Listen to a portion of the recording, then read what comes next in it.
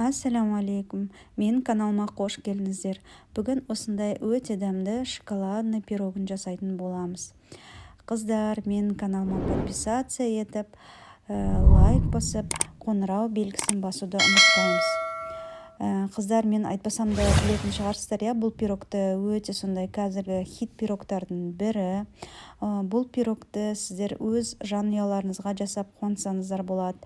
Үйге келетін қонақтарыңызға жасасаңыздар да болады, болмаса сатылымға да шығарсаңыздар болады. Менің каналымда творожный пирогтың да рецебі бар. Соны да пісіріп, екеуін ортасына бөліп, осылай формаларға салып, жақын магазиндерге өткізсеңіздер болады. Жалпы бұл горячий пирожки сияқты жақсы өтетін пирогтар. Мен пирогқа қосатын заттардың бәрін осы астында описаниеда қалдырам. Тура солай істесеңіздер өте дәмді шығады. Міне қамырын біз холодильникке қоямыз, қыздар, жарты сағатқа. Болмаса морозилькке 15 минутқа қойсаңыздар да болады. Енді салмасын дайындаймыз. Салмасына бізге магазиннің осындай 20-25% қаймағы қажет болады. Құмшекерімізді, жұмыртқамызды, кукурузный крахмал, какаомызды және ертілген Қазақстан шоколадымызды қосатын боламыз. Бұл жердегі фишкасы осы Қазақстан шоколады әдемі дәм беретін. Мінекей бәрін жақсылап осылай мен лопаткамен қозғадым. Сіздер меншікпен де қозғасаңыздар болады. Өздеріңізге қайсысы ыңғайлы солай. Осылай жақсылап араластыратын боламыз. Сонда осындай шоколадты біздің начинкамыз дайын болды, қыздар.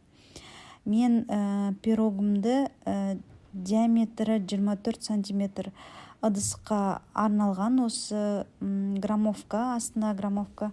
Сіздер екі пирог жасайтын болсаңыздар, екі еселеп істесеңіздер болады. Мінекей біз формамызға мен негізі оқтаумен істеп көрдім мына жерде, бірақ қолмен жеңіл екен. Осындай қолмен ыдысымызға қамырымызды жаятын боламыз. Бортиктерді міндетті түрде жасайтын боламыз, өйткені біздің салмамыз ақ кетеді.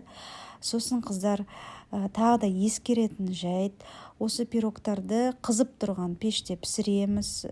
Пештен алуға асықпаймыз. 40-45 минуттай піседі пирогымыз. Одан кейін піскен пирогты формадан бірден алып тастауға болмайды, өйткені ішіндегі салмасы ақ кетеді. Сол себепті оны бөлме температурасына 30 минуттай суытып, кейінен 2 сағатқа холодильникке қоятын боламыз. Кейін холодильниктен алып, жаңағыдай формадан босата берсеңіздер болады. Сол кезде олар пирогтарыңыз өте әдемі кесіліп, әдемі формада болады. Енді осылай астын вилкамен міндетті түрде тесетін боламыз. Қамырымыз жақсы көтеріліп пісу үшін енді осылай салмамызды құятын боламыз.